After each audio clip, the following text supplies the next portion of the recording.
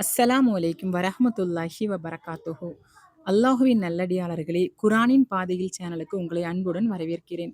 இன்று சூரத்துல் ஃபாத்திஹாவில் தொடக்கமான வரும் பிஸ்மில்லாஹ் ரஹ்மானிர் ரஹீம் என்ற வார்த்தையிலிருந்து நாம் கற்றுக்கொள்ள வேண்டிய ஒரு அழகான பாடத்தை சிந்தித்து பார்ப்போம். இதன் பொருள், அல்லாஹுவின் பெயரால் ஆரம்பம் செய்கிறேன். அவன் அளவற்ற அருளாளன், நிகரற்ற அன்புடையவன். இந்த வார்த்தைகளில் மூலம் அல்லாஹ் நமக்கு ஒரு மிகப்பெரிய வாழ்க்கை பாடத்தை கற்றுத் தருகிறான். ஒரு மனிதன் வாழ்க்கையில் எந்த நல்ல செயலாக இருந்தாலும் அதை அல்லாஹுவின் பெயரால் தொடங்க வேண்டும். ஏனென்றால் நம்முடைய அறிவு, திறமை, முயற்சி இவை அனைத்தும் இருந்தாலும் அல்லாஹுவின் உதவியும் அருளும் இல்லாமல் எதுவும் முழுமையடையாது. மேலும் இந்த வசனத்தின் வழியாக அல்லாஹு தன்னை அளவற்ற அருளாளனாகவும் நிகரற்ற அன்புடையவனுமாகவும் நமக்கு அறிமுகப்படுத்துகிறான்.